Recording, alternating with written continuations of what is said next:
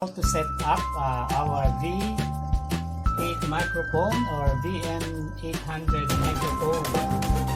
And guys, samahan nyo ako. I-connect na natin ang ating binili na BM800 microphone. Ito yung ating mga i-connect ngayon. Ayan, ang ating natin guys, itong arm, itong ating microphone condenser. Dito natin ipupwesto yan at samahan nyo ako. First, kukonect natin itong arm nya dito sa ating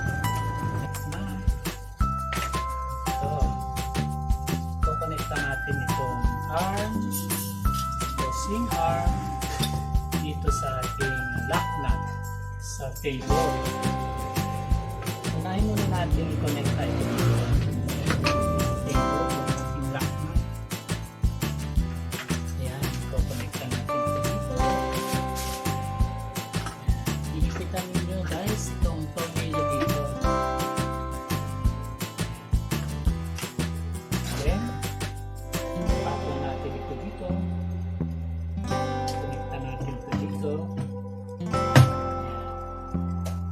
Then yung pitan, makikita niyo yung at mumove siya. Mumove siya. Then pwede ito. Then kunin niyo ito. Ito pwedeng hindi ilagay yung foam, pwedeng ilagay. Lalagay natin. Pwede rin din yan. And then yan ang paraan ng paglalak nito. Pero bago nyo ilak, sabit nyo muna siya dito sa microphone holder. Ito guys, nag-move yan. Kung mapapansin ninyo, movable siya or expandable. Ito. So, kapasok nyo dito para siyang pinaka-holder niya. Yan, ganyan. Then, saka nyo ilagay ito.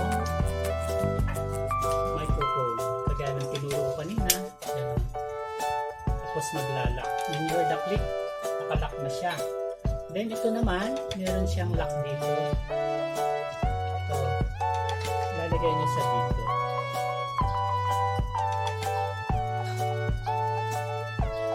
Pag nakalock niya, saka na siya iikot. Then, ikitan niyo para hindi siya matanggal. Okay. Then, saka natin ilalagay ito table.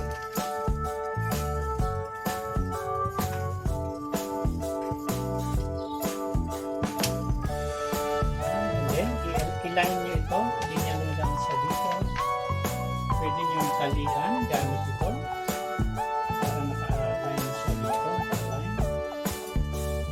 Pero dapat hindi na pa-block yung kanyang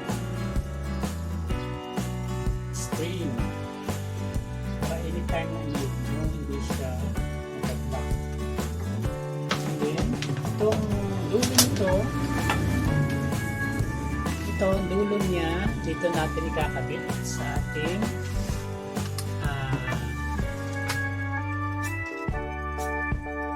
control V8 Soundcard. Dito natin ikakabit siya sa likod. Makikita nyo, meron niyang kabitan ng dynamic microphone. Yun. At saka condenser mic. Ito yung maliit, kaya ito yung condenser mic. Saksak. Pwede rin dito lagyan ng another microphone support. And guys, and then kukunin ninyo yung ating charger o charging line ng ating condenser o V8 Soundcard. Then ito USB style din to o USB type. Kukonekta natin ito dito sa ating V8.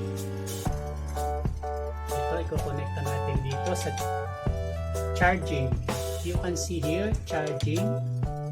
Ito, i-connecta natin dito. Yan. As, just like any other USB. And then, the other end, ito i-connecta natin sa computer. Itong linya ng ating isang USB, i-connecta natin dito. USB port with the microphone jack or BB jack.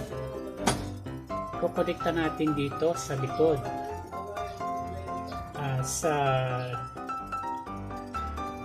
Dito sa ating live.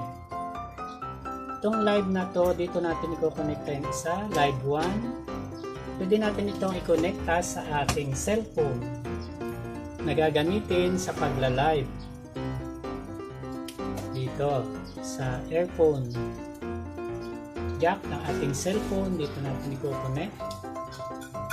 And then, itong isa, ngayon, okay na yon kung ang gagamitin nyo sa pagla-live ay cellphone, okay na yon. Kung wala kayong gagamiting computer, yung charging nito, charging line natin, kukonekta lang natin sa ating charger. Kahit hindi i-connecta sa computer. But if you are going to use your desktop computer, you will connect it to your computer. So, that is one way or one of the ways that we can have to charge the V8 sound card. If you have a charger, you can use your charger.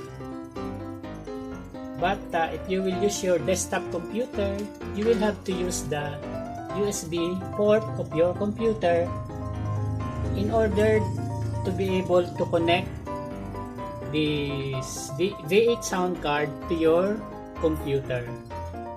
That is one way of connecting or interacting with the V8 sound card to your computer. But if you are just going to use your cell phone, there is no need to connect the V8 sound card to your computer.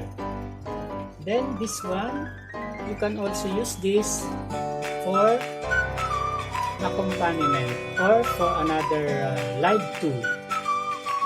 If you are going to use the computer or any connection with your computer. Okay? Or you are going to use accompaniment. If you are going to use accompaniment, you will use this for accompaniment. Let's say you are going to use guitar or a component or any accompaniment that you are going to use for your live stream. This is how to use your V8 sound card. And then you are going to arrange to make this neat, the wires, arrange the wires and your cell phone is here. And then you are going to put this, your filter, to your mic. This is how to connect the filter. We are going to connect this to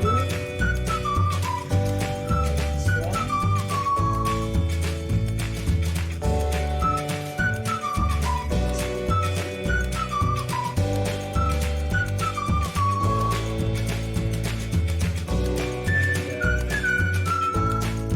You can connect it the other way around, either the top or the bottom. As long as that is to provide filter to your microphone. Yan, you just adjust, you will just have to adjust it, and then voila. So this is the way how to connect filter. Okay, after this, now place, or you can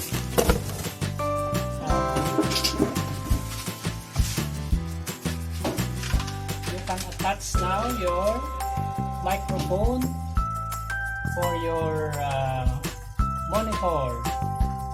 Here you can attach your microphone here, the back, either in earphone or headphone. And then after that connection, you can now monitor the sound of your live stream. So you are going to use your earphone here, and then it's now time to test if you are going, if it will work.